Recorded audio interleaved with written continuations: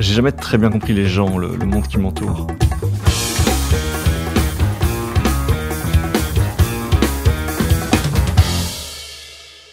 Bon, c'est l'occasion d'essayer. Je suis Guillaume Haché, vous écoutez 70 minutes avec.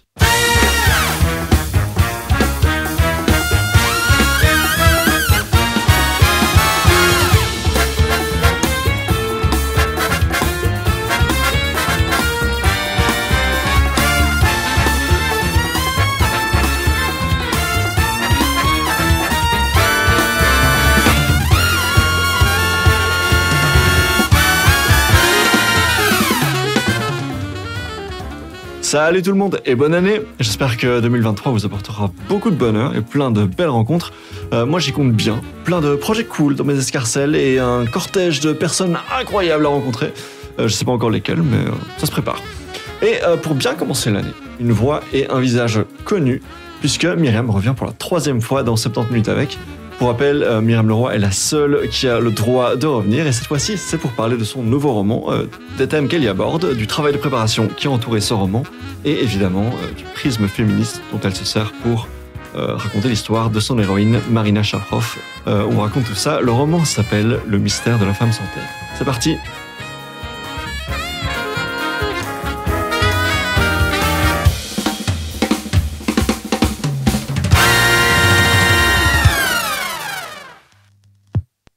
Dernière fois que tu es venu, on s'était quitté justement sur plein de teasing de tes futurs projets, de tes balades au cimetière d'Ixelles et tout ça. Donc tu as déjà raconté en fait la prémisse. Plus rien à dire. Mais on peut rappeler aux gens.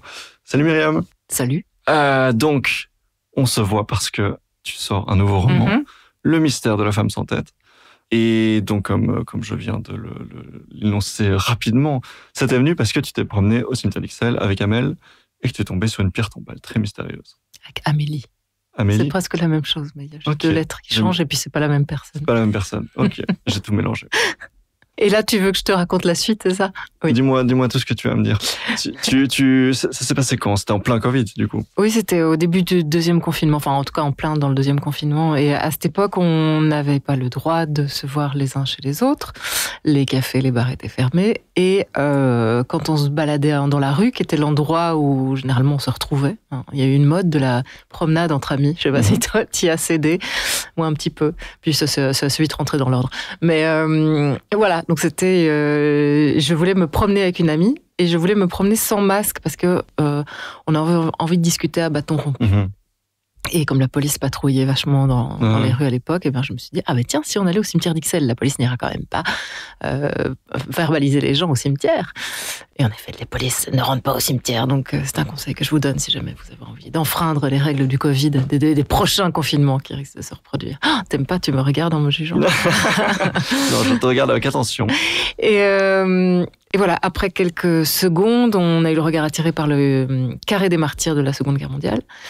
Et Amélie, qui est prof, institutrice primaire et maternelle, elle s'amusait de voir que tous les hommes enterrés là, parce qu'avec des hommes, portaient des prénoms que les gamins de sa classe portaient. Donc, qu'il y avait un retour en grâce. Donc, toutes tes amies sont soit profs, soit travaillent avec des enfants.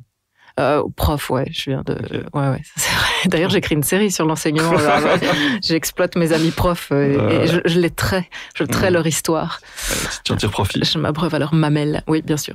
Et donc, oui, tous les gamins dans sa classe s'appellent Maurice, Lucien. Voilà, nom de vieux, du coup. Ouais. Voilà, c'est ça. Et donc, on faisait le tour. C'est parce que elle travaille dans une école un petit peu bobo.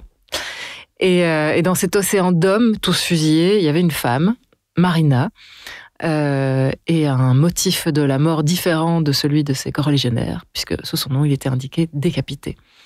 Donc, sur le moment, on a fait une photo de la pierre tombale, on a ri un peu nerveusement, mais ça nous a quand même bien glacés. Et puis, quand je suis rentrée chez moi, j'ai posté la photo sur Instagram. Et là, il y a quelqu'un qui m'a dit que c'était dommage, qu'il y avait peu de choses sur elle sur Internet. Et je me dis, s'il y a peu de choses, ça veut dire qu'il y a quand même quelque chose. Et en effet, il y avait un article de blog en espagnol et une vidéo vidéo YouTube d'une sorte de conférence en distanciel organisée par le Centre culturel russe de Bruxelles, qui venait de se produire, et où on parlait d'elle comme étant la Jeanne d'Arc belge. Et je me disais, mais enfin, je dois vraiment être peu instruite sur l'histoire belge, parce que je n'avais jamais entendu parler de cette femme. Ce nom ne me disait absolument rien, Marina Shafrov. Et puis j'ai regardé le visage de cette Marina, puisque son visage, tu peux le voir sur Google Images. Et c'est une photo avant sa mise à mort, du coup. Ouais, c'est ça. Et une autre photo où elle est un peu plus souriante. Oui, une photo où elle est plus jeune. Je pense que la photo où elle est souriante, elle est même adolescente. Mais comme elle a un visage très enfantin, même à l'orée de la mort, quand elle avait 33 ans, c'est difficile de la dater. C'est difficile de lui donner un âge. Et c'est difficile de la situer dans une époque aussi, parce que je trouve qu'elle a un physique très, très contemporain. Et tout ça, plus son regard frondeur, plus la cruauté de sa mise à mort, puisque je découvre qu'elle avait été décapitée, non seulement décapitée, mais aussi décapitée à la hache, ce qui n'est pas rien. Oui, ce qui est réservé, c'est quoi? C'est aux nobles, c'est ça? Oui, c'est ce que j'ai entendu, aux nobles, et donc par extension aux femmes. C'est une sorte de galanterie, voilà. Le petit cadeau qu'on leur faisait manifestement. Mais si quelqu'un a d'autres explications, ça m'intéresserait. C'est la seule que j'ai trouvée jusqu'ici. Mais c'est difficile d'avoir des infos là-dessus. C'est difficile notamment parce que la décapitation était interdite, mais au sein du Troisième Reich, mais les nazis la pratiquaient quand même, mais en la dévoyant un peu à la hache, quoi. On va revenir là-dessus, mais c'est une démarche particulière parce que c'est à la fois un roman et en même temps un travail journalistique, un travail d'enquête, un travail d'historien presque, de confronter les sources, confronter les différents documents. Ouais. Et donc là tu donnes un premier exemple de mais what the fuck, comment c'est possible? Et pas vraiment de réponse. Et, non, il y a énormément de questions sans réponse. Oui, et donc pose des questions parce que ça pose des questions de voir qu'elle avait été décapitée à la hache. Et qu'est-ce qui a déclenché cet intérêt spécifique pour cette obsession, Marina, tu veux dire? Oui. Alors le mot décapité, très clairement. Je crois que le voir inscrit comme ça sur une pierre dans un cimetière, le fait que ce soit une femme, donc c'est une double anomalie et c'est une double violence en fait. Donc clairement ça pique la curiosité. Son visage, comme je te disais, m'a vraiment fait quelque chose. C'est-à-dire? Elle a un côté très frondeur et elle a une espèce de morgue où elle s'excuse pas d'exister. C'est pas le visage d'une femme polie, avenante, bien élevée, gentiment peignée. Enfin, il y a un truc de très moderne en fait dans une forme de rage qu'elle exprime dans son regard. Alors forcément, c'était deux photos des photos qui sont disponibles sur Google Images. T'as lu tout ça sur ces deux photos, une forme de rage, une forme de modernité. En tout cas, j'en ai déduit ça. C'est mon intuition. Maintenant, évidemment, qu'elle avait une forme de rage vu qu'elle allait bientôt être décapitée. Donc, c'est clairement pas le genre de situation où tu as un visage détendu, serein et avenant. Mais c'était intéressant de voir. Son côté très moderne faisait tout à coup, physiquement, je veux dire, faisait tout à coup prendre vie à un pan du passé qui, pour moi, et pour toi certainement plus encore, mais a toujours été en noir et blanc, et donc très mise à distance, très presque de l'ordre de la fiction, quoi. C'était une drôle d'époque qui n'est plus. Et tout à coup, cette époque était à nouveau, grâce à cette photo, sous mes yeux. C'est ça. Donc, t'as un peu tissé un lien avec cette personne via donc cette rencontre dans le cimetière, via ces photos, alors que c'était jusqu'à présent une époque qui m'intéressait pas tellement, qui t'intéressait pas et qui semblait complètement révolue, avec laquelle tu n'avais pas de contact. Et là, tout d'un coup, mais cette personne en particulier, du fait de son sort hors norme, t'as eu, je sais pas, j'ai l'impression une forme d'empathie très forte, une forme de... Oui, mais et puis une forme d'envie aussi, parce que dès que j'ai vu, même avant de savoir qui elle était, et ce qu'on lui a reproché, la raison pour laquelle on lui a coupé la tête, je me suis dit, mais si on l'a décapitée, c'est qu'elle a dû faire quelque chose, a dû commettre une énorme transgression, elle a dû se rebeller contre l'ordre établi, elle a dû faire un truc gore, je savais pas ce que c'était, mais ça devait être énorme, ça devait être spectaculaire. Donc il y avait un truc là, rien qu'en lisant le mot décapité, il y avait tout un c'était une fenêtre sur un imaginaire de guerrière en fait, d'Amazon qui s'ouvrait. Et à ce moment-là de ma vie, je me sentais pas très guerrière, pas très amazone. Déjà comme tout le monde pendant le confinement, je crois qu'on se sentait quand même relativement, qu'on soit d'accord ou pas avec les règles fluctuantes de nos autorités, on était quand même tous, on avait le sentiment de tous être un peu passifs et d'attendre quelle allait être la prochaine décision, qu'est-ce qu'on allait pouvoir refaire. Restreint dans la possibilité. Oui, c'est ça. Contraint. Et donc, je me sentais vachement passive, comme tout le monde, mais je me sentais aussi passive parce que je venais de perdre un procès et je trouvais ça absolument injuste. Et j'en attendais un autre. Et ça me contraignait aussi au silence, puisque il est recommandé de ne pas dévoiler des éléments de procédure, etc. Donc c'était vraiment un moment de grand silence et de grand repli, en fait. Et là, je me disais, cette nana, elle a dû commettre un truc qui est le contraire du silence, qui est le contraire du repli.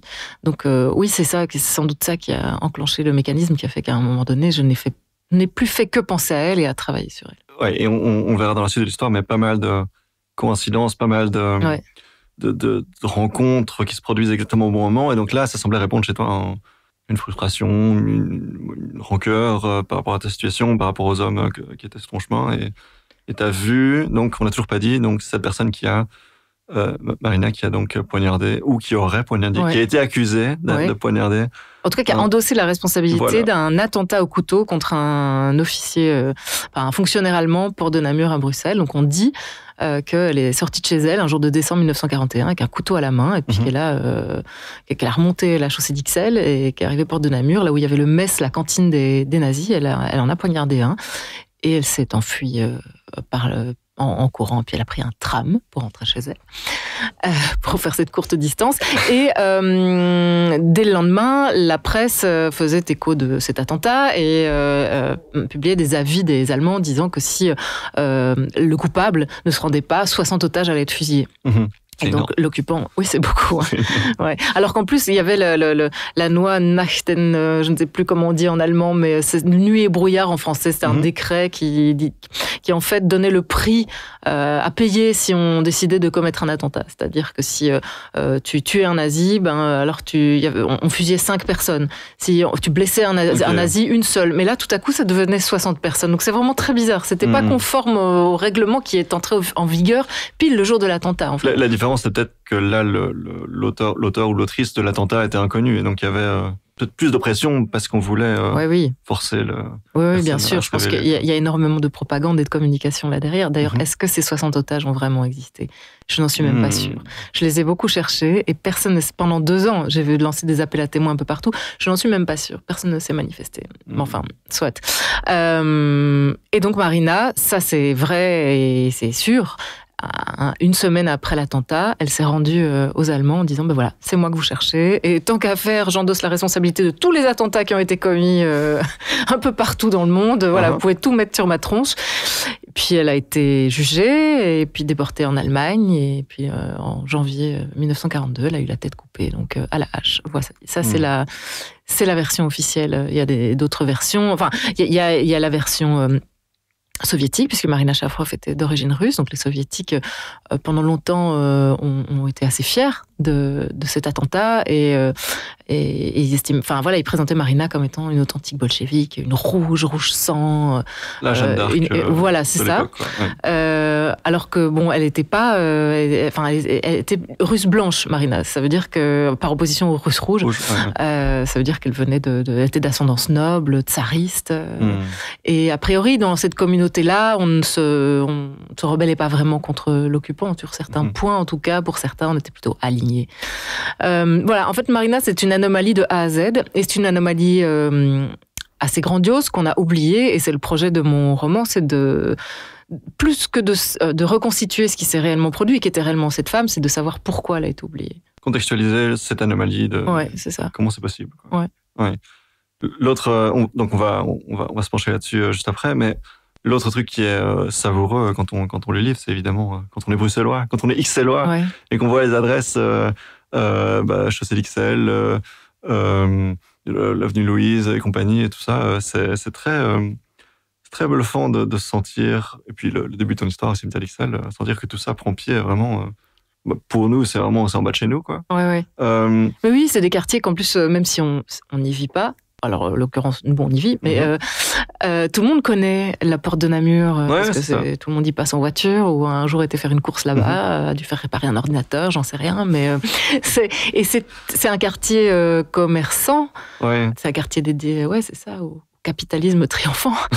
Et c'est marrant, enfin c'est fou d'imaginer que ces trottoirs-là ont été foulés par des personnes qui vivaient une réalité tellement différente de la nôtre. Et moi, je trouvais ça vertigineux, en fait. Mais peut-être que je découvrais l'eau tiède, hein, j'en sais rien. Mais je me dis, c'était fou pour moi, je sais que ça va l'air idiot, de me rendre compte que l'histoire avait réellement existé. Mais je vois ce que tu veux dire. Enfin, de mesurer l'histoire dans ces bâtiments, quand on se balade chez Cédixel, en fait, c'est pas juste. Ce centre commercial, ce Vandenborg n'a pas toujours été là. Exactement. Il y a eu des trucs sordides par le passé. Oui, et la commandanture, en face de laquelle elle a commis enfin, elle aurait commis son crime. Ça a été un bâtiment d'Electrabel. Après, enfin voilà, en fait, les choses sont devenues beaucoup plus apaisées, donc c'est chouette, mais c'est devenu quand même beaucoup plus plat aussi en matière de dramaturgie. Ouais. Clairement. Et donc, un personnage d'exception, d'après ce que tu t'expliques, dans un contexte où on se demande mais comment c'est possible. Et toi, tu arrives avec plusieurs pistes. Donc, alors déjà, ce qui est particulier, et ce qui m'a très fort surpris en lisant le livre, c'est que moi, je m'attendais, parce que tu m'avais parlé de ce projet avant de publier, je m'attendais donc à un roman, une partie de fiction, une partie de réalité, une essai de retracer son chemin. Mais en fait, tu fais plus que ça, puisque tu parles de toi. Tu parles de toi à la deuxième personne. Ouais. Qu'est-ce qui explique ce choix-là de recontextualiser non seulement l'histoire du personnage, mais de parler de toi et de ce que tu ressentais à ce moment-là, des rencontres que tu as pu faire en travaillant sur Qu'est-ce qui t'a donné envie de mélanger le sujet et l'enquête? Il y a toute une série de raisons, mais je pense que la principale, c'est de toujours montrer d'où je parle et d'où je façonne le personnage. C'est une sorte de... D'humilité Non,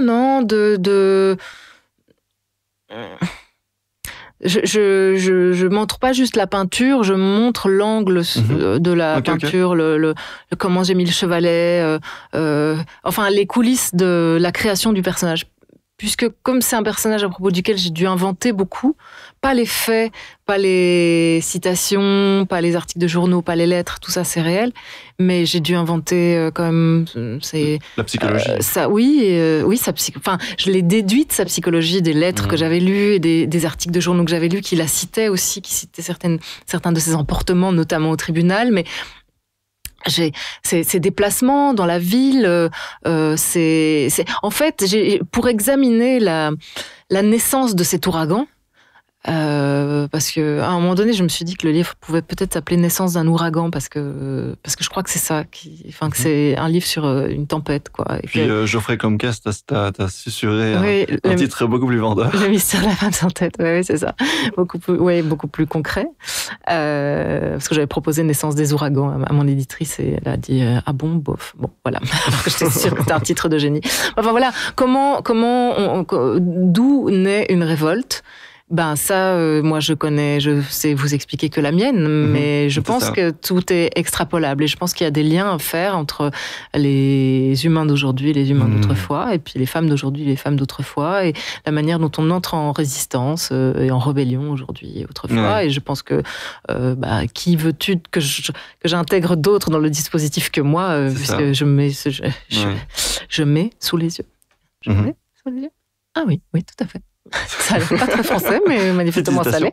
Voilà, mais il y a aussi l'idée de montrer le livre montre le livre en train de s'écrire. C'est ça. Donc une sorte de making of permanent, même s'il est pas, qu'il vient en contrepoint. Il est pas permanent dans le sens où il prend pas un volume énorme dans le livre, mais j'y reviens souvent. Sur le doute, l'hésitation. Oui.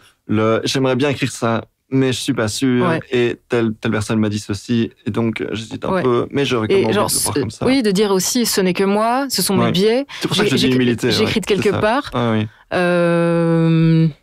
Voilà, mais ce sont mes intuitions. J'ai pas de certitude à vous présenter, à part celle où je vous dis où je vous présente des documents, et là, c'est réel. C'est ça. C'est la vérité. Et donc, tu parlais de parallèle. ce qui m'a encore plus surpris, c'est quand tu commences à évoquer, par exemple, tes mauvaises expériences dans les rédactions journalistiques en Belgique. Et je me disais, mais c'est pas possible. Elle m'avait dit il y a un an qu'elle voulait tourner la page, ne plus parler de harcèlement, tout ça. Et je m'attendais justement à lire quelque chose qui part mais à 300 km de là, remonter 80 années en arrière. Et en fait, tu reviens là-dessus. Bah oui, parce que c'était ma situation à cette époque. Donc, en plus, j'ai l'impression que le livre, ce projet nécessitait, il y avait quand même un contrat avec le réel plus fort. Enfin, évidemment, beaucoup plus fort que mes livres précédents qui étaient de l'autofiction. Ici, c'est pas de l'autofiction. En tout cas, les parties qui parlent de moi de manière contemporaine, c'est autobiographique, quoi. Clairement, ouais. Donc, il n'y a pas de fiction là-dedans. Mais je pense que pour que les gens acceptent de me suivre dans ce que je vais leur raconter, il faut qu'ils comprennent qu'il y a une honnêteté, quoi, dans ce que je dis. Même s'il y a une manière d'inventer et de combler des blancs avec de l'imagination, il y a de l'honnêteté, il y a de la rigueur. Je comble les blancs, mais pas à partir de rien ou d'une zine une idée qui m'aurait juste traversée comme ça par hasard. Et donc, ça m'obligeait quelque part à coller particulièrement au réel quand je parlais de moi. Oui. Et donc, ce parallèle que tu essayes de faire avec le personnage, où est-ce que tu le situes exactement? À quel moment est-ce que vos chemins se rejoignent? Qu'est-ce qui est similaire chez elle et toi?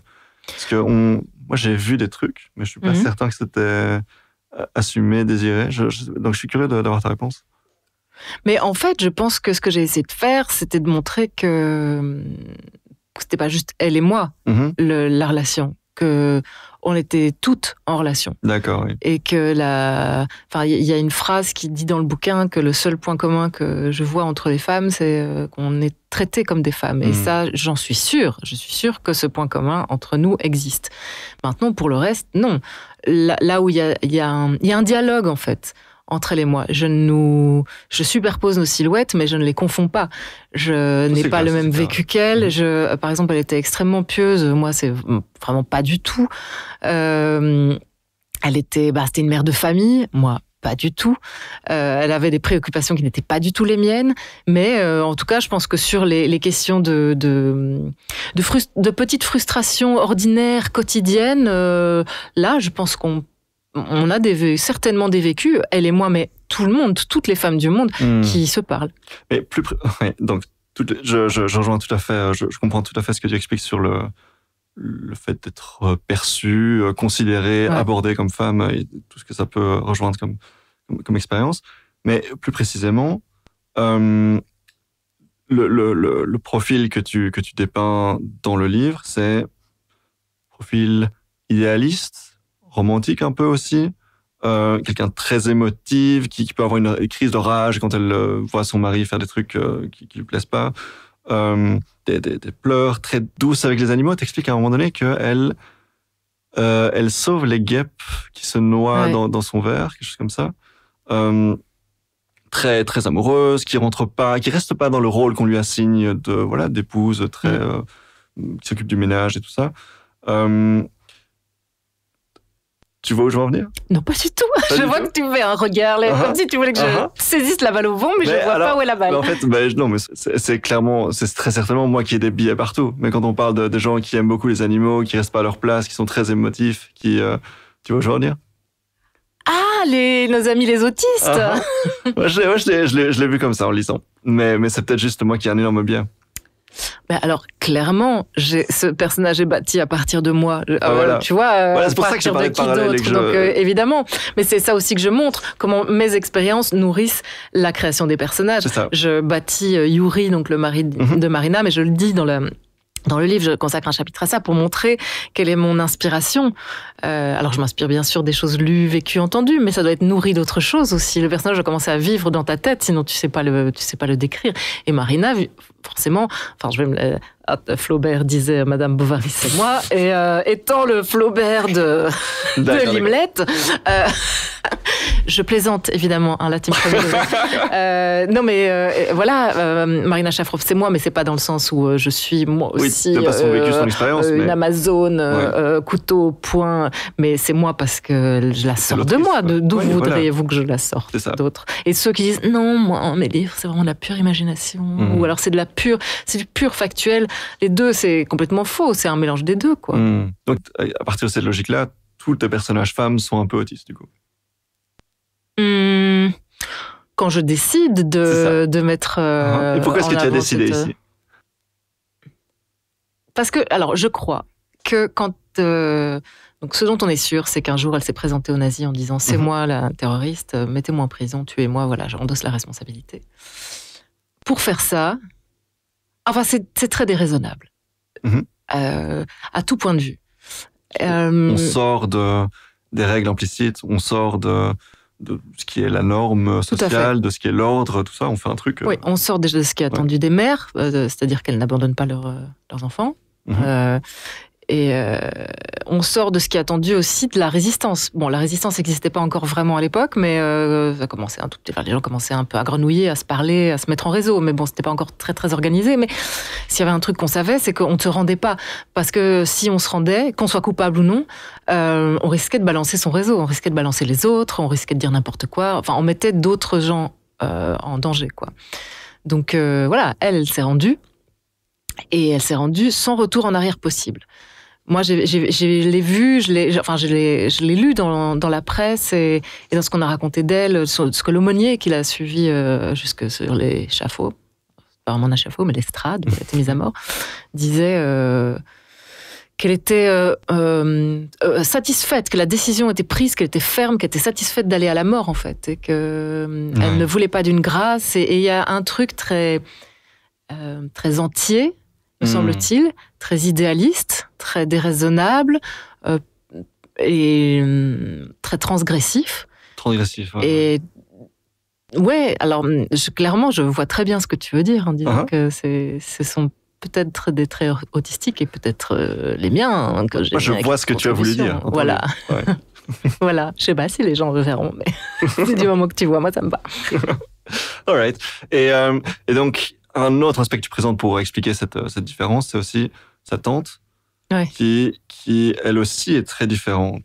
Et une guerrière, une vieille guerrière. Comment est-ce que tu as travaillé aussi sur son histoire à elle? Oui, sa tante, elle s'appelait Nina Petrova, et je suis tombée sur son histoire vraiment par hasard, encore une fois, parce que je cherchais des gens à rencontrer pour nourrir mon roman, des gens de la famille, enfin des descendances, ou je sais pas quoi, de Marina. Enfin voilà, j'explorais son arbre généalogique, et je regarde celui de sa mère, et puis je vois qu'une des sœurs de sa mère s'appelle Nina Petrova, et qu'elle a une photo, enfin bref, je clique, je google, et Nina Petrova, en fait, était une snipeuse de légende, ce que j'ignorais bien sûr, qui avait, elle, contrairement à Marina, une page Wikipédia à son nom, qui a reçu toutes les décorations possibles qui constituent, quand on les met ensemble, une sorte de camembert du Trivial Poursuite, enfin la mulette ultime des guerrières de l'armée rouge. Et donc, elle était... en fait, c'était une grande sportive à la base, et elle pratiquait le tir sportif. Pour son plaisir. Et en fait, elle était tellement bonne qu'elle est devenue prof de tir. Et puis, les circonstances faisant, elle a enseigné le tir qui n'était plus sportif, mais c'était du tir de précision à la carabine pour les soldats de l'armée rouge. Et elle-même, comme elle était évidemment excellente et instructrice, elle s'est dit, il faut que moi-même j'aille sur le front. Sauf qu'on lui a dit non, notamment parce qu'elle était une femme, mais aussi parce qu'elle était âgée, en tout cas selon les standards de l'époque, puisqu'elle avait 48 ans. Ouais. À l'époque, je comprends que ce soit vieux. Ouais.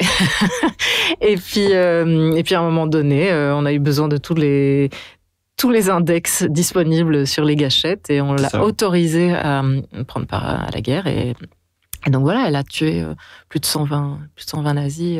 Donc elle est considérée comme étant une grande héroïne de la guerre en Russie. Et peut-être, c'est l'hypothèse que j'aimais pour savoir comment qu'est-ce qui a pris à Marina, si on suit l'idée que c'est bien elle qui est allée poignarder un nazi porte de Namur, et que, puisque une des versions dit que ce n'est pas elle, elle n'a fait qu'endosser la responsabilité des hommes.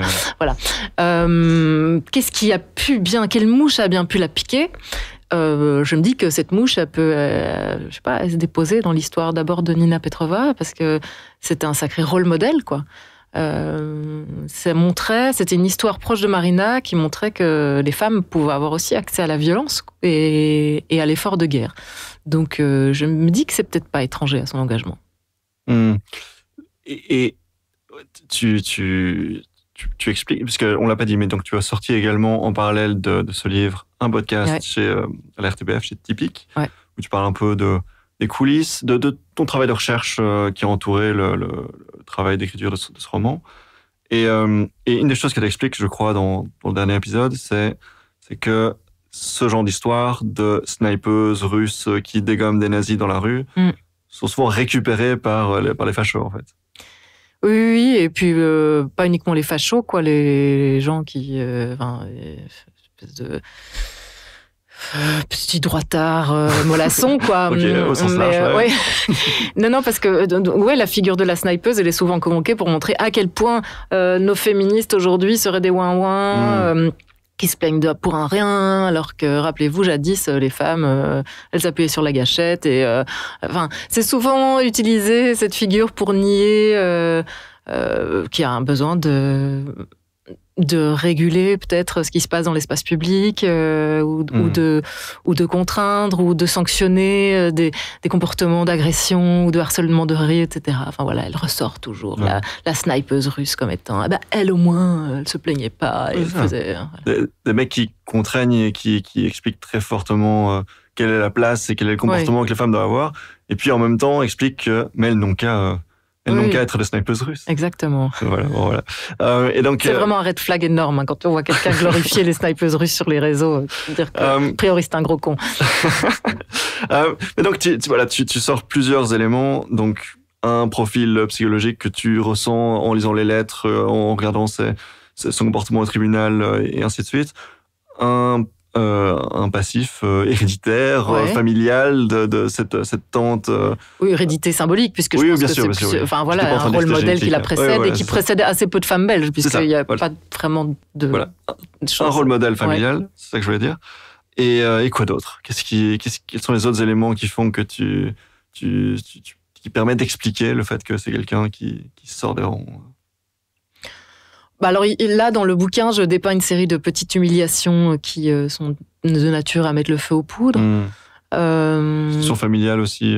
Oui, une déception par rapport à l'air du temps aussi. Le fait qu'elle ne soit pas dans son pays, que ce soit une exilée, je crois que ça peut être très... Les frustrations d'exilés, je crois, peuvent se transformer en quelque chose de relativement explosif. Et je lui ai aussi prêté une sorte de trouble anxieux, qu'on appelle aujourd'hui un trouble anxieux, mais qu'à l'époque on disait, je sais pas ce qu'on disait à l'époque, hystérie, non, j'en sais rien. C'est certainement quelque chose de très condescendant, mais une mélancolie peut-être, voilà, entre l'hystérie et la mélancolie. C'est toute une série d'ingrédients en fait, mais c'est très difficile d'expliquer et de cérébraliser ce qui finalement m'est venu comme ça m'est venu. Ouais, très naturellement, très instinctivement finalement. Ouais. Et donc un autre aspect intéressant, et tu l'as mentionné, c'est le fait que diviniser quelque part, mythifier, admirer côté russe. Y compris, donc, très peu de temps après ta découverte au séminaire d'Ixelles, il y a eu une cérémonie, je crois, au Centre culturel russe de Belgique, c'est ça? Ouais. Enfin, une sorte de conférence, quoi. Ouais. Et qu'est-ce qu'ils disent au sujet de Marina, les Russes? Les Russes, ils en avaient une version qui a été portée à l'écran dans un film, et aussi il y a eu un livre.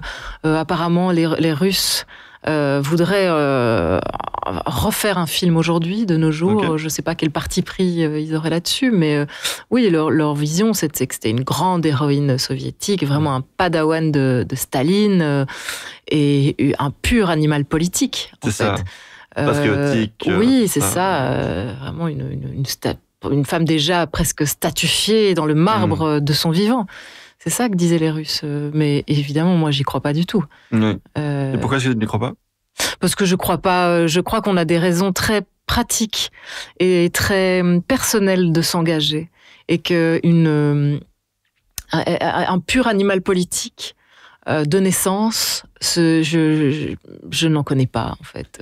Et surtout que si on est dans une logique patriotique, politique, de s'engager pour l'environnement qui nous a élevés et tout ça, Ouais. ben, une femme de l'époque resterait à une place très assignée, très ménagère et tout ça. Et pas, donc Alors, il se fait c'est aussi... bizarre de se rebeller contre les règles du ménage et de la famille et tout ça, pour Ouais. en même temps être très très droit dans les rangs, très patriotique et tout ça. Ouais, mais bon, alors il se fait aussi que donc Marina est d'origine russe, et que en Russie on pouvait voter depuis 1919, je 17, pense, ouais. ou enfin ces années-là, et la révolution russe de 1917, c'est une révolution qui a été initiée entre guillemets par une révolte de femmes. Et si on descend dans la rue tous les 8 mars pour dire qu'on en a marre d'être agressé, c'est parce que des Russes le 8 mars 1917 sont descendus dans les rues pour réclamer du pain, le retour de leur mari, enfin toute une série de choses. Mais voilà, c'était une révolte avant tout féministe. Donc le fait de venir d'un pays qui n'a pas tout à fait le même rapport à la violence que nous, peut-être pas tout à fait le même rapport à la mystique, pas tout à fait le même rapport à la politique et à l'émancipation féminine, ça a certainement dû jouer dans l'anomalie que représente Marina, dans un paysage bruxellois où c'était vraiment pas légion que les femmes prennent part à ce genre de choses. Et je pense que tu as raison d'avoir peur d'une récupération. S'ils refont un film dans le contexte politique actuel, oui. faut avoir très peur, quoi.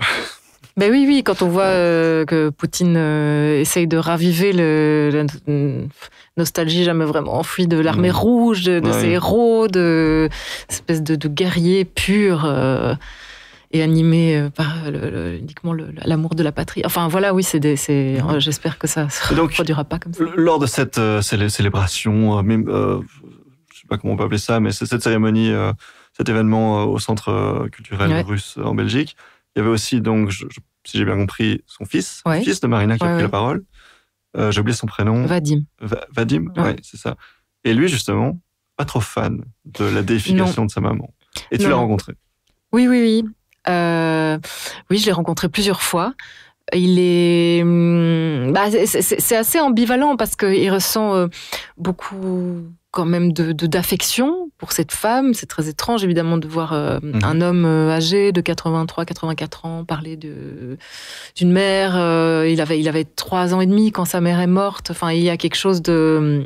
Il appelle maman une femme de 33 ans. Enfin, c'est ça qui moi me semble particulièrement à la fois beau et terriblement triste. Ah oui, non, j'ai pas compris en fait. Qu'est-ce qui est étrange? Qu'un homme âgé appelle une jeune femme de 50 ans moins que lui maman. Oui, mais ça reste sa maman. Enfin, c'est pas... Bien sûr, mais c'est quand même très étrange, non? Cette superposition. Ça me choque pas, moi. Ah, ça ne me choque pas non plus, je trouve ça juste joli. Ça ok, oui, joli, oui. Joli et inhabituel. Inhabituel, je comprends. Parce que les parents sont quand même censés... oui, mourir... plus âgés. C'est ça, ouais. J'ai l'impression de t'apprendre la vie. Je t'en Et donc oui, Vadim, lui, il défend l'idée que sa mère était une femme ordinaire. Mais ça, c'est un fil que j'ai tiré aussi. Hein. Je pense que c'était une femme ordinaire et c'était pas une déesse, quoi. C'est pas une héroïne. Elle n'est pas née héroïne. Je pense que c'est l'embranchement, une succession de choses qui l'ont menée sur ce chemin. C'est ça que j'essaye de raconter, la succession de choses. Mais donc lui, il a... En fait, ce qu'il raconte, c'est que sa mère a existé autrement que comme une héroïne et qu'elle a vécu. Elle n'a pas fait que mourir dans sa vie, sa mère. C'est vrai que parler toujours de sa mère sous la perspective de sa mort, ça doit être relativement désagréable. Et lui, il pense que c'est pas sa mère qui a tué, enfin qui a poignardé, parce qu'en l'occurrence il n'en est pas mort, le nazi le 7 décembre 1941. Lui, il pense que c'est son père, peut-être accompagné d'un autre homme, parce que c'était pour lui son père, l'homme, la personne politisée du ménage, la personne, enfin, et puis l'inconscient, le mec pas cohérent, le fier à bras, un peu frimeur, qui se rend pas compte prendre des conséquences de ses actes. Lui, il estimait que sa mère était quelqu'un de très responsable et que quelqu'un de très responsable ne pouvait pas faire ce genre de choses et puis qu'elle aimait ses enfants. Et ça, c'est vrai. Quand on lit ses lettres, c'est vraiment une femme qui adorait ses enfants et qui leur parlait à hauteur d'enfant. C'est ça qui est aussi très beau dans les lettres. Et c'est une lecture très politisée de la chose, du coup, en se disant c'est pas possible parce que elle était pas assez. C'est une interprétation, c'est une déduction et plus qu'une certitude. Quoi. Mais lui, il a lu des trucs, il a entendu des trucs, il a aussi parlé avec la mère de Marina. Donc, quand Marina était en prison, elle a eu la visite de sa mère, Ludmila, et elle aurait dit à Ludmila la vérité. Et Ludmila aurait répété la vérité, qui serait que c'était Yuri, pardon, son mari, le coupable. Et donc c'est ça la version que Vadim défend aujourd'hui et qui est une version qui est tout à fait entendable. C'est possible. Alors il y a deux éléments qui vont très fort dans son sens. Je trouve c'est le fait que, vu que sa mère était une femme très petite, ça il me l'a beaucoup dit, il l'a beaucoup répété. 1m56, oui, ouais. Ça me semble pas si petit que ça pour ces années-là, mais voilà, vu que tu fais 6 mètres, tu dois trouver ça extrêmement petit. Mais bon, elle était très petite, assez menue, et donc il estime que ce n'est pas possible qu'elle ait pu administrer une plaie si profonde, puisque la plaie faisait 18 cm de long apparemment, enfin de profondeur, à un homme adulte avec une capote, avec un manteau en laine épais, voilà. Il y a aussi le fait que jamais il n'est mentionné sur les avis de recherche du coupable que c'était une femme ou une très petite personne, alors que si c'était manifestement le trait vraiment saillant de son physique, je pense que tous les avis de recherche l'auraient dit. Les avis de recherche étaient tous genrés au masculin aussi. Parce que voilà, c'est là qu'on se dit que peut-être qu'il... Inversement, avis de recherche qui ne mentionnait une seule personne et pas deux comme sa version le soutient. Ouais. Et donc ça c'est clairement, voilà, ça c'est des choses qui jouent en la faveur de sa version, de sa vision. Par contre, ce qui va en sa défaveur, en tout cas selon moi, c'est qu'elle s'est domiciliée dans une chambre de bonne à quelques mètres de du domicile familial une semaine avant la commission de l'attentat. Donc, elle prévoyait quelque chose. Maintenant, ça peut être tout et n'importe quoi. Ça peut être son mari qui l'a obligée à aller à la commune pour louer ou ça peut être une coïncidence. Peut-être qu'elle voulait quitter son foyer. Mais en lisant les lettres, on se rend bien compte que c'est pas les lettres d'une femme qui s'apprêtait à quitter son foyer, son mari.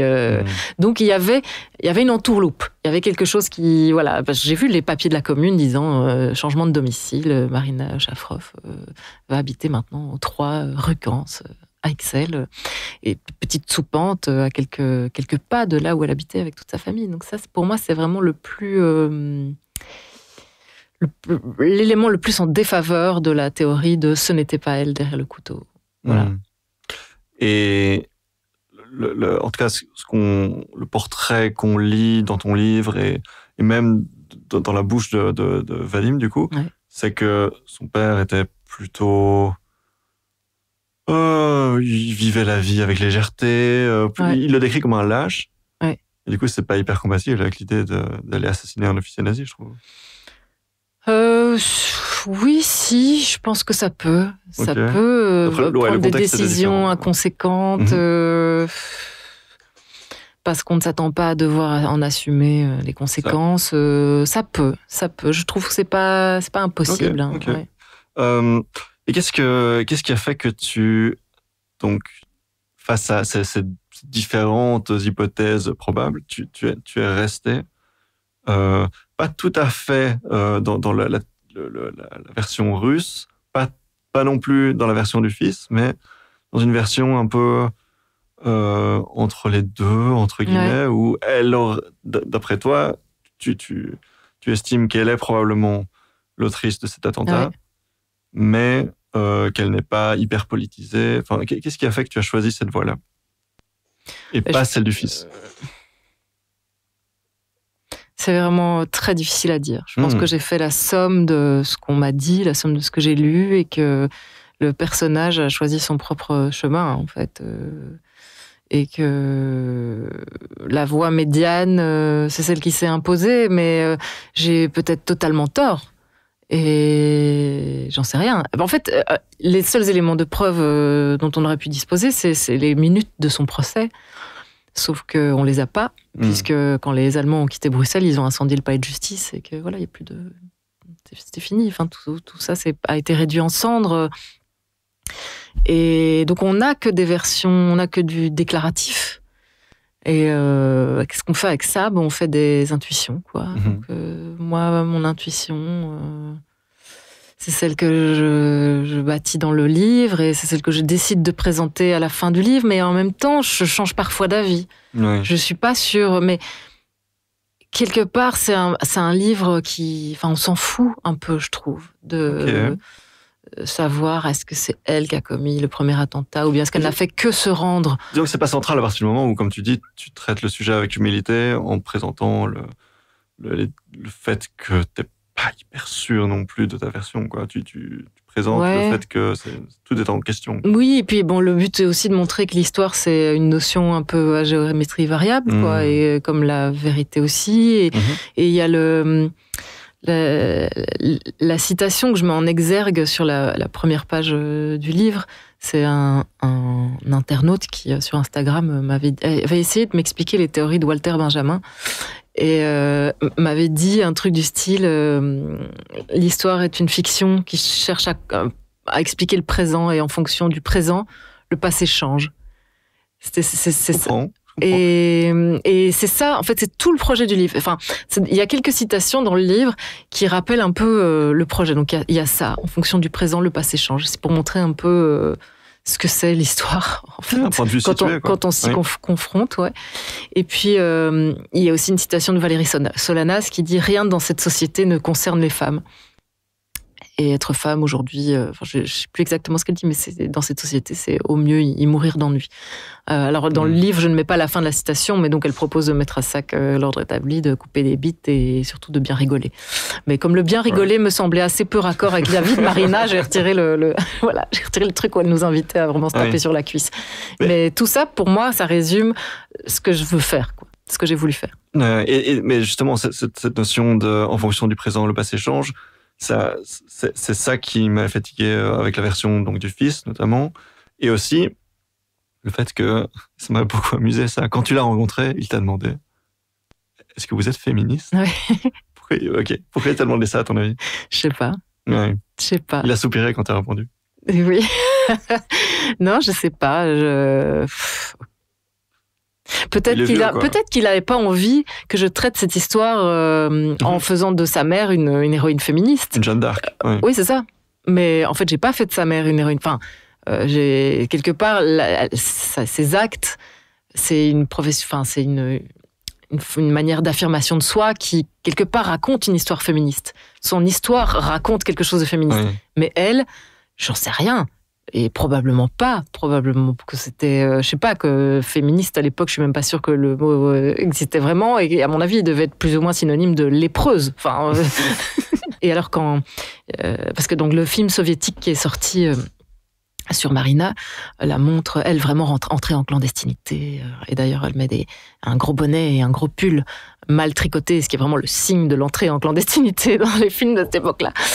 Et elle est prise dans des fusillades. Enfin, c'est Indiana Jones, quoi. Et puis, à la fin, déjà, elle se rebiffe contre l'occupant parce que son mari meurt dans une fusillade. Il se prend une balle perdue. Donc, c'est très bizarre qu'un film politique soviétique montre une femme se rebeller contre les nazis uniquement par douleur de perdre son mari et pas par engagement politique, mais enfin soit. Et il la montre, non pas avec un couteau à la main, mais avec un petit flingue. Et buté à une grosse légume nazie, ce qui n'était pas le cas dans la vérité. C'était, je pense, un Oberinspector Kattenhorn, personne ne sait qui c'est, il n'a pas du tout marqué l'histoire, c'était pas un haut dignitaire, mais dans le film soviétique, c'est un haut dignitaire qu'elle bute. Encore une fois, en fonction du présent, le passé Oui, change. c'est ça. On a envie de dramatiser, on a envie de donner Oui. l'importance à cette personne russe Oui, c'est qui a ça. tué un gars. Donc, Et dans le film, le dignitaire nazi meurt, alors que dans la réalité, il n'est pas mort. L'homme a réchappé de ses blessures. Mais tout ça pour dire qu'il faut voir. Vous le trouvez, si vous tapez quelque part un Loriot pleure, qui est le nom de ce film, vous le traduisez en cyrillique avec Google Translate ou j'en sais rien.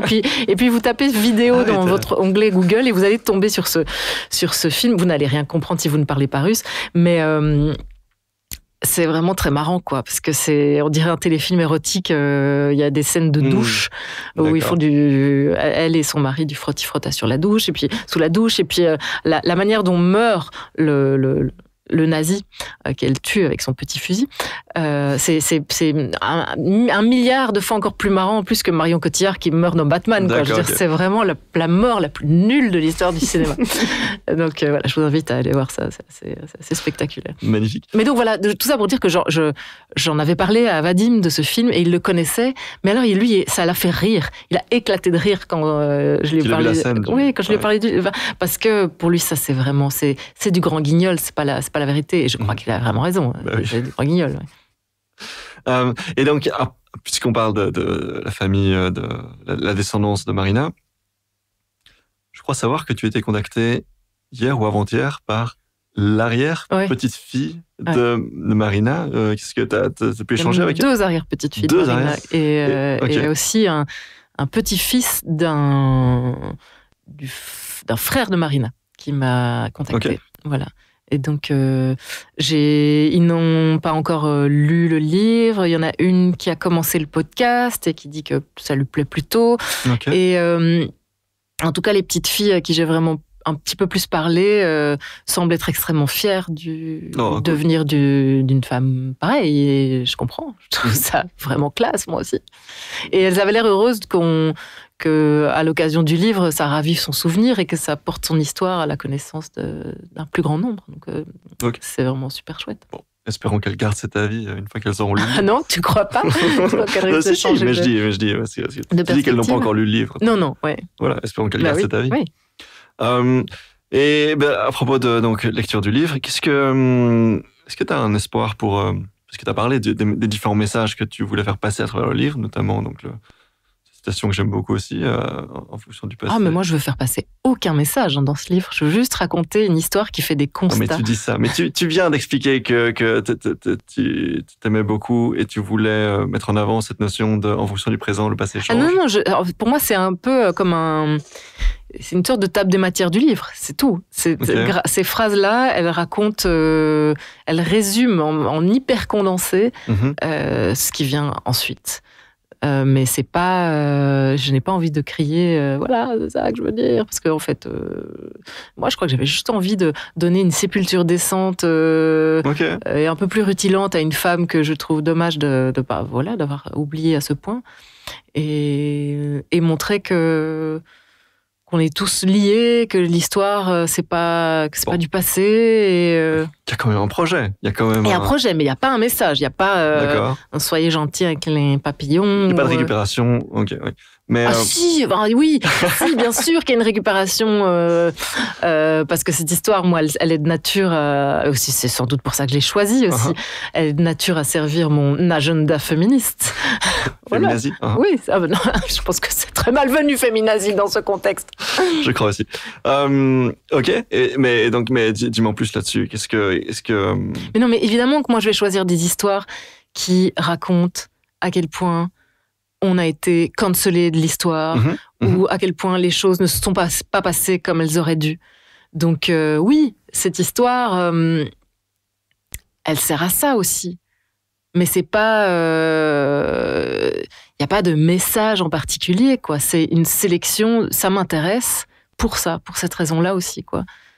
Je pense que si ça avait été un mec cancelé, ça m'aurait pas plus intéressé que ça.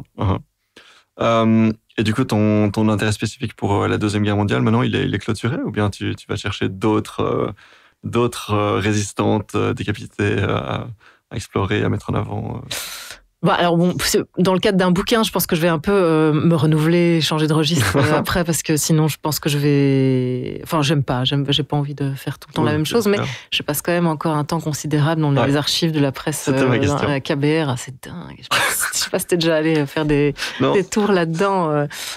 C'est passionnant, c'est fou, je perds mon temps à taper le nom de gens. Quand je rencontre quelqu'un, je tape son nom de famille et tout, je me dis, tiens, je vais voir s'il avait un grand-père collabo. T'as déjà eu des découvertes marrantes en faisant ça ou c'est juste oui, non, j'ai mon amie Justine qui a découvert que son grand-père avait tué quelqu'un. Ok. Bon, par accident, mais voilà, oui, il a renversé, enfin il a écrasé, non, il a propulsé dans les airs un cycliste qui s'est empalé sur un panneau de signalisation. Ok, mais donc rien à voir avec les nazis. Non. Mais en tout cas beaucoup à voir avec sa vie parce qu'elle s'est dit bah oui c'est vrai que mon grand-père c'était un drôle de type qui était très dépressif, très affecté et donc ça s'était produit. Évidemment, avant sa naissance, c'était une histoire qu'on racontait pas trop dans la famille, quoi. Il y a, avec certains potes, on a découvert, mais c'est des petits trucs, mais que leurs grands-parents avaient fait un peu de prison pour avoir volé un tapis, par exemple, et un grille-pain, avoir fait du recel de grille-pain. Il y a plein de trucs. L'autre jour, par exemple, je sais plus, à l'occasion de l'expo Johnny Hallyday, j'ai tapé le nom du père de Johnny Hallyday. Okay. Oui, je m'embête un peu. Et j'ai découvert, ce que j'ignorais, c'est que le père de Johnny Hallyday, en fait, était un mec assez connu à Bruxelles qui avait ouvert un cabaret qui s'appelait le Rayon Vert, je crois, un truc du genre, et où allaient se produire des tas de célébrités de l'époque. Enfin, c'était pas rien, quoi. Jean-Philippe Smet, il vient pas du fond d'un caberdouche, quoi. Ouais. C'est quand même voilà, son père c'était un théâtre cabaret assez prestigieux, et donc je pouvais voir la programmation, en fait, de tous ces... Okay, mais donc t'as vraiment une passion sans limite pour remonter l'histoire, regarder les ancêtres de telle et telle personne, de son entourage, des célébrités, tout ça. Oui. Et donc ça ne s'arrête pas. Ça a commencé avec Marina et ça ne s'est toujours pas arrêté. Non, mais ça a commencé même un peu avant Marina. Enfin, de naissance, moi j'ai toujours adoré la presse vintage. Okay. Mais que ce soit les semaines de Suzette de ma grand-mère des années 20, j'ai grandi en lisant les semaines de Suzette, qui sont les publications les plus sexistes du monde. Enfin, je veux dire, c'est dans la semaine de Suzette que Bécassine est née. Bécassine, qui n'a pas de bouche. Parce que pourquoi parlerait-elle, Bécassine ? Elle n'est qu'une humble servante. Right. Et enfin, j'ai toujours adoré, en fait, les publications, enfin, je sais pas si tu te retournes, tu peux voir ma bibliothèque, mais il y a des Mademoiselle Âge Tendre. J'ai des compilations de Mademoiselle Âge Tendre qui sont des magazines pour jeunes filles des années 50-60 où c'est en fait le programme pour être une bonne jeune fille. Et d'ailleurs, j'en parle aussi dans le livre parce que je suis tombée sur les publications que Marina voulait lire en prison. Et les magazines qu'elle voulait lire s'appelaient Bonne Soirée. Par hasard, quelques jours après que je découvre ça, je tombe sur une pile de Bonnes Soirées dans une brocante et je lis ces Bonnes Soirées. Et c'est que des histoires d'amour, un sultan de passage qui séduit. Non. Okay. C'est que des histoires... un peu des contes de fées, quoi. Un peu de... Ouais, mais où on dit toujours...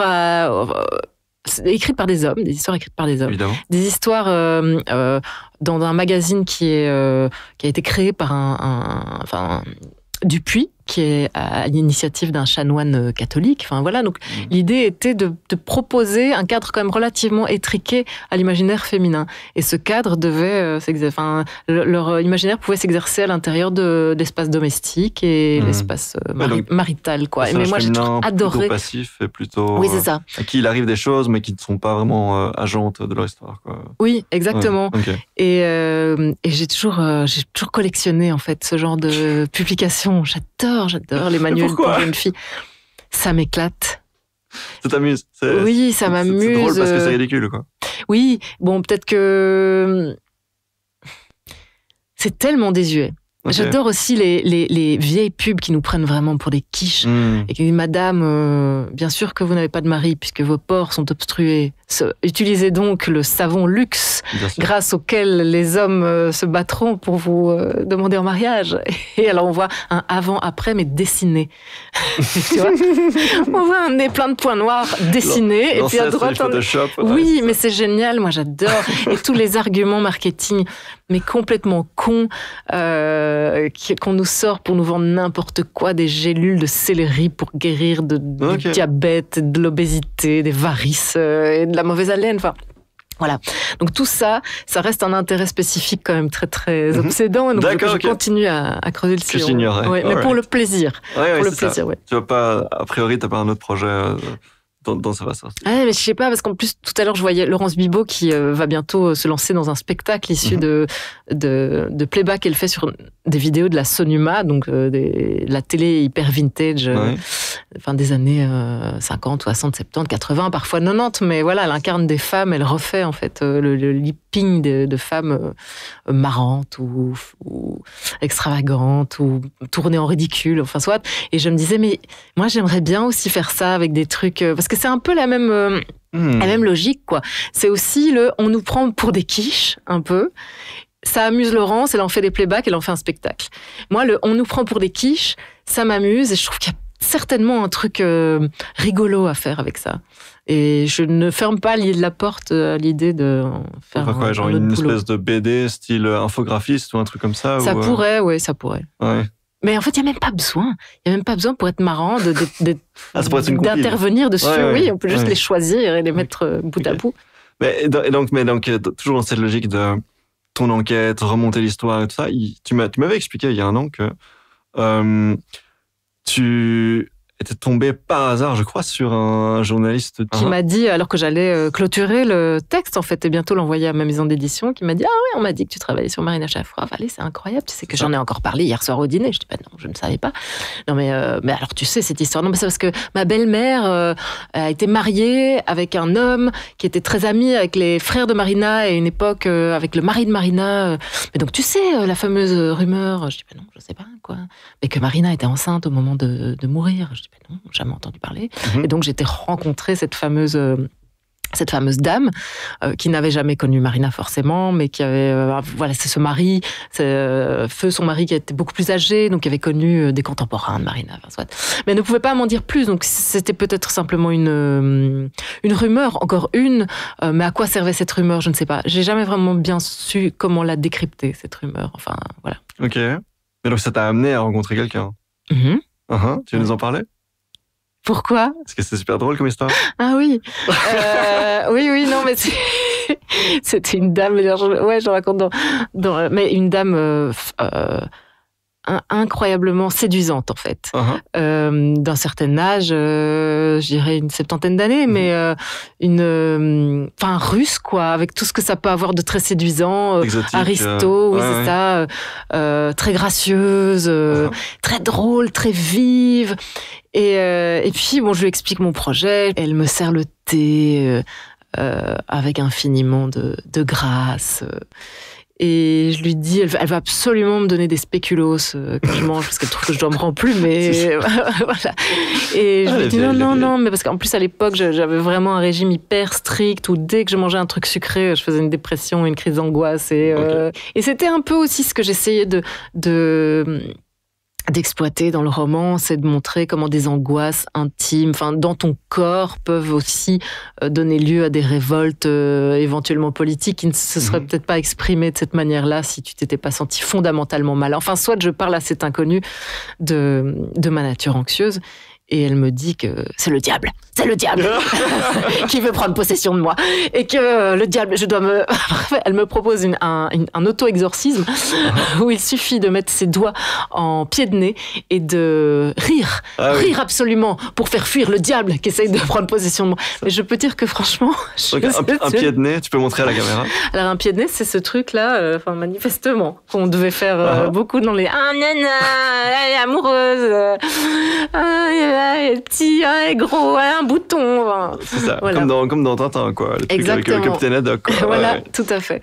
Et donc c'était. Donc, elle c'était voulait ça. t'exercicer avec son. En tout cas, m'inviter à me montrer la solution à tous mes problèmes. Alors, je n'ai pas vraiment essayé de mettre mes doigts comme ça lorsqu'une crise d'angoisse surgissait. Mais ce qui est intéressant, c'est qu'elle me disait que de par son expérience, tout dans la vie est une question de décision. Donc voilà, c'est à méditer. Et la dépression et l'angoisse aussi. Et par conséquent, la joie. Donc voilà, il faut que j'essaye d'implémenter ça dans ma vie. Mais je rapporte surtout cette scène pour pouvoir raconter la toute dernière scène du livre et montrer comment je l'invente, cette scène, et d'où je la sors. C'est-à-dire, enfin, je vais pas spoiler le truc, mais la dernière scène, c'est ma décision.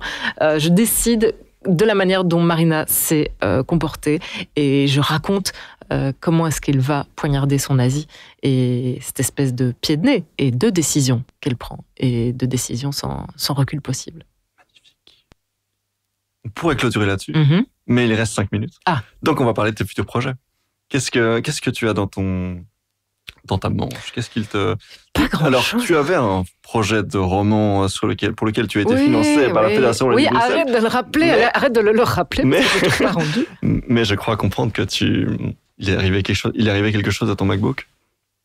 Tout à fait.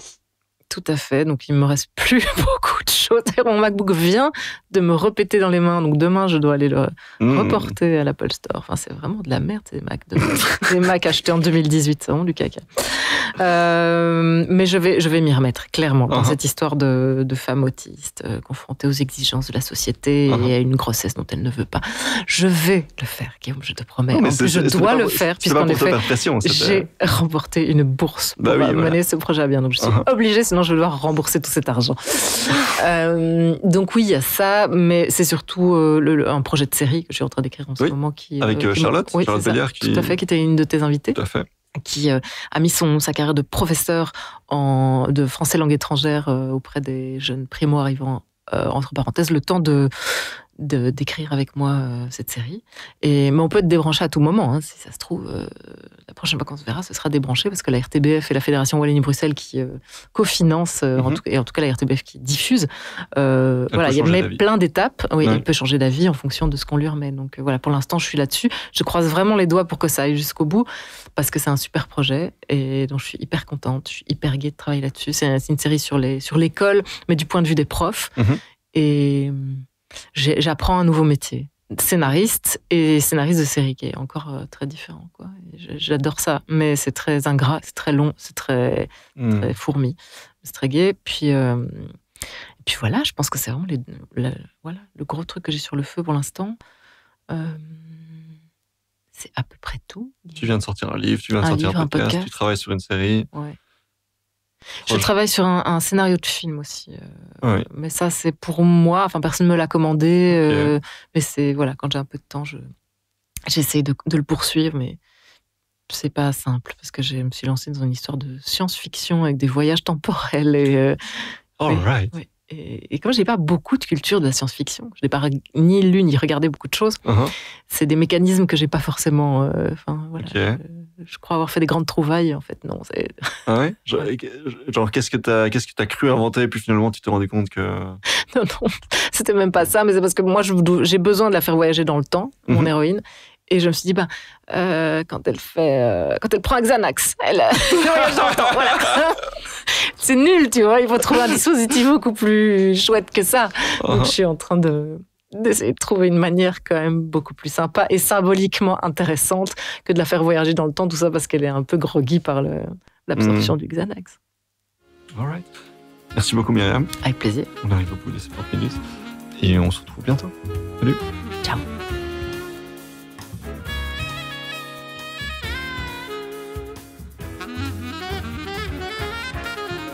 C'est déjà tout pour ce premier épisode de 2023. Je vous réserve quelques surprises dans les mois qui viennent que je ne vais pas vous révéler tout de suite. Mais je peux quand même vous dire que le nouveau site web est presque prêt et qu'il va être super beau pour ne rien manquer. N'oubliez surtout pas de suivre 70 minutes avec sur les réseaux sociaux Tous les liens sont en description et n'oubliez pas de vous abonner au podcast sur votre plateforme de podcast préférée. Il y a plein d'épisodes dans le catalogue avec des Alice Coffin, des Alexandre De Croo, des Jean-Marc Jancovici, des Rokhaya Diallo, des Elisa Rojas, des Charlotte Bellière, des Florence Hainaut, tout ça. Je vous souhaite encore mes meilleurs vœux et je vous dis à très bientôt. Bisous.